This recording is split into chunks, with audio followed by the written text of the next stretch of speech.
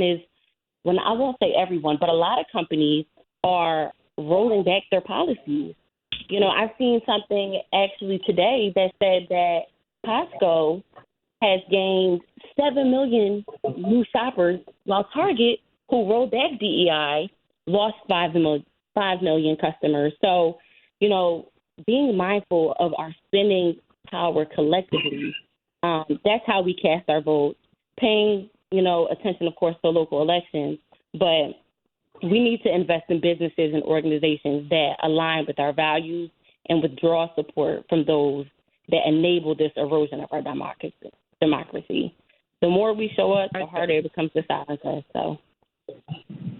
And, Christine, I think that Maykala raises a really good and interesting point that I would love to hear you respond to. I can remember, Dr. King, Carl, talking about, when people were talking about him and going at him, it wasn't the statements of the enemies that bothered him, but it was the silence of his friends that bothered him. And Christine, aren't elected officials signing up and coming out for this hands off our country? And if the elected officials are not coming out, what are you asking folks to do about those elected officials? Thanks so much, Daryl. I think that's a really important point. I think one thing that we have seen in these first few months of the Trump administration is a lot of anger and disappointment about how some of our allies, even on Capitol Hill, have been showing up. But I think what we have seen in recent weeks is the people on the ground making their voices heard is making a real difference here. And now, it's evident, and I think what we're seeing today with Senator Cory Booker filibustering overnight for us is I think that we are seeing that folks raising their voices, not just to folks who are, directly attacking us, but to folks that are supposed to be defending us, our elected officials. I think we are seeing folks making their voices heard to those members of Congress that they need to do better, that they need to be showing up, not just at April 5th, but in their jobs on a daily basis.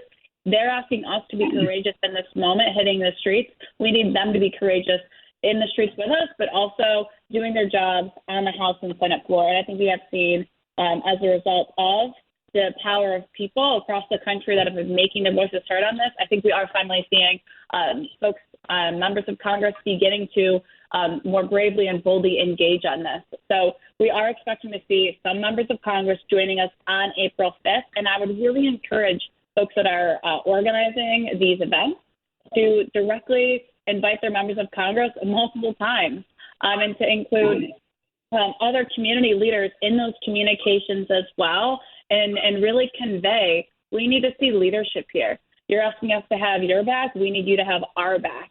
So I think we are seeing some great participation already, some signs of great participation for April 5th, but we need to continue inviting folks in to make sure that we have a strong showing on April 5th, not just from our community, but also from our community leaders that need to be with us, defending us, and need to be vocal in their opposition against this, unprecedented and adversarial administration.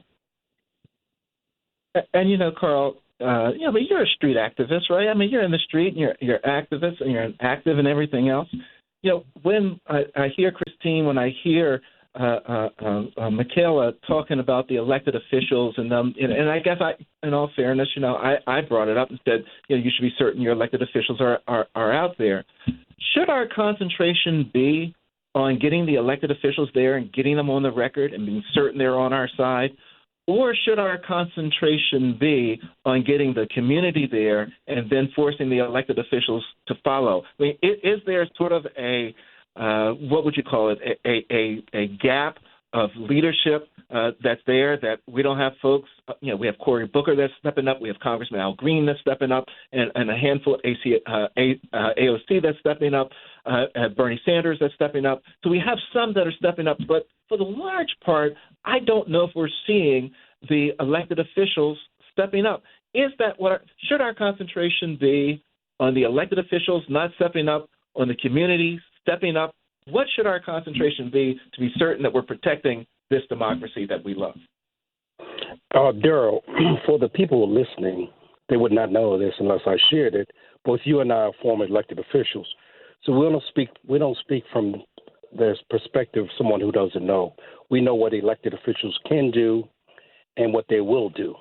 And what I have found to be absolutely true, is a statement that was made years ago by LBJ, who was President of the United States, when Martin Luther King Jr.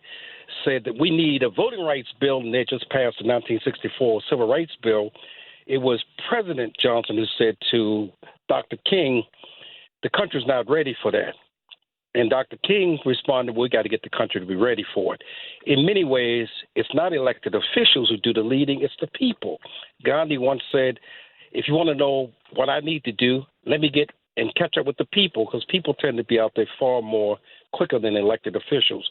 With all due respect, the vast majority of elected officials' agenda is to get re-elected, as opposed to putting their particular candidacy on the line.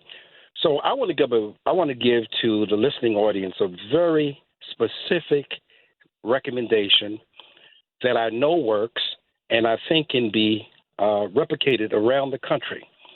If people who are listening will take just a moment to Google something called the Emmett Till Alert System. Google Emmett Till Alert System. What they will discover is a community group, the Caucus of African American Leaders, develop a system that allows us to communicate to one another very rapidly. We no longer can depend on the media. Quite frankly, the media has been captured in many ways.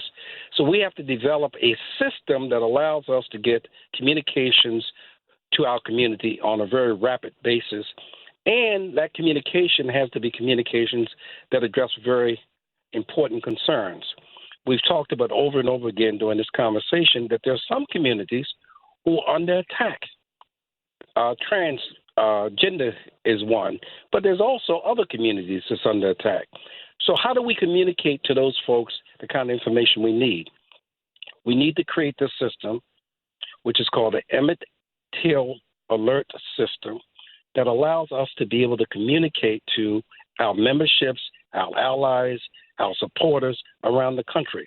If we needed to get a word out tonight to 1 million people, and we couldn't depend on the mass media to do it, how can we do it? The system that I'm talking about developing is a means of doing that. It's going to be important for us to understand that the way we get things done in this nation during this era is to take advantage of the technology that currently exists. There was a time the best way to communicate with people were by leaflets. Leaflets has become obsolete. There's a way of using the technology effectively.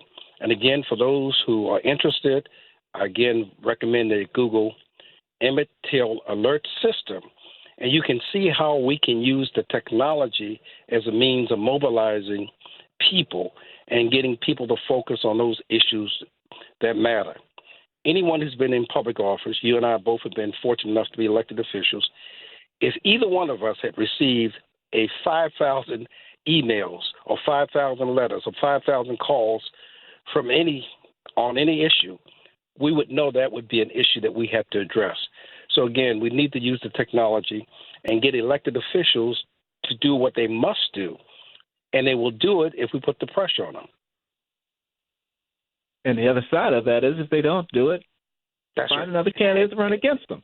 You know, that's what's called elections. Find somebody to run against them. Find somebody that's going to walk your horse the way you want your horse to be walked. And Veronica, I've got to ask you, you know, because there are people, and we're coming to the close on this show. Boy, it went by so fast. But Veronica, there's one question I got to ask you, right? Because there are people that are sitting back saying, okay, y'all following all these court actions in the U.S. District Court, but if it makes its way up to the Supreme Court, doesn't the president have all these conservative justices there? They're just going to block everything anyway? Is it just a waste of time for you to make these arguments? How do you respond to that, Veronica? You know, that is a very valid question. It is a very valid concern because the intention was to pack the court with very conservative judges, and that was that was the goal, and they reached their goal so that it can sway the direction of this country. And so you're right. There are a whole lot of cases that are on the march toward the Supreme Court that is packed with very conservative judges. And what it provides, ironically, is an opportunity for us to begin to question the legitimacy of this court. And not just that, but the partisanship in the court, and to challenge that. If we see justice is ignored, is not delivered, and it continues to shock the conscience, I think we will be shocked enough into action around the legitimacy of that court. Yeah. And I agree wholeheartedly with you with that response. And I would even add something to it. And as we're coming to the close on this show, this is where it all wraps up, folks. You know, you heard us say earlier that the Supreme Court, that no court is an isolated island. You know, while they may be in that courthouse, they're going to see what's happening in the streets. The Supreme Court can be influenced by what happens across America. So you need to join in on the movements that are going on across this country if you're not in agreement with what's happening. Christine Wood, if people want to reach you, how do they reach you? Thanks, Daryl. Folks can learn more about the work that we're doing by going to dfadcoalition.org. That's dfadcoalition.org. They can stay tuned of all the work that we're doing to protect our democracy and also to realize the promise of a real democracy and work towards that. And they can also reach out at Christine at dfadcoalition.org. And Maykala Myers, kind of quickly, we're running out of time. You're the famous TJC alumni. How can people reach you because they want more information about what y'all doing? Yes, they can reach me on Instagram and on Threads at KAY4PA, so that's K4PA. And then you can connect with me on LinkedIn at Maykala Myers. I always am up for, mobilization and organizing. So if I can help you, let me know. All right. And Attorney Veronica Dunlap, the Deputy Executive Director of ACLU, how can people reach you? Yes, you can find me on LinkedIn, on Instagram, but more importantly at aclu-maryland.org. Please sign up for our newsletter. Please sign on to our action alerts and meet us out in the streets. All right. And Carl Snowden, I got 15 seconds for you. How can people catch up to the Caucus of African American Leaders and find out what they're doing? 443-871-5656. 443-871-5656. Daryl, please give Barbara my best regards. I absolutely will. Absolutely will. Folks, I say it, and I say it again. You've heard all the information. It's time for you to get off the sidewalk and get into the streets. You can't stay on the sidewalk while democracy is passing you by. You got to get into the street and be heard. Stop what's wrong. If you don't like the executive order, go into the courtroom when the ACLU is litigating it and be there and listen and let them know that you're standing there with them. Until next Tuesday, noon Eastern Standard Time, peace, everybody.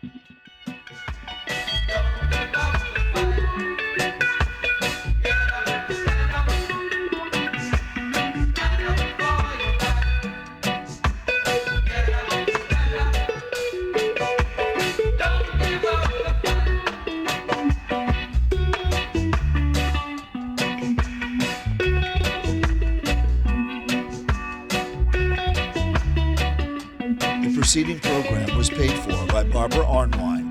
8. I deliver your Sunday paper every week. 7. We work on the same floor. 1 in 8 Americans is struggling with hunger. 6. Our kids walk to school together every day, including millions of children and seniors. 5. We chat in the elevator at work sometimes. 4. I'm your cashier at the grocery store. Who's the 1 in 8 in your life that needs help? You can make a difference through Feeding America at feedingamerica.org/1in8. A public service announcement brought to you by Feeding America and the Ad Council. News Talk 1450 and 95.9 WOL with the Carl Nelson Show. Weekdays from 6 to 10 a.m. Reverend Al Sharpton keeping it real from 1 to 4 p.m. And the Tavis Smiley Show from 4 to 7 p.m. Download our mobile app and take us everywhere you are or listen live at WOLDCnews.com. The news and issues that matter to you most. 1450 WOL, Washington, D.C. 95.9 W240 DJ WMMJ HD3.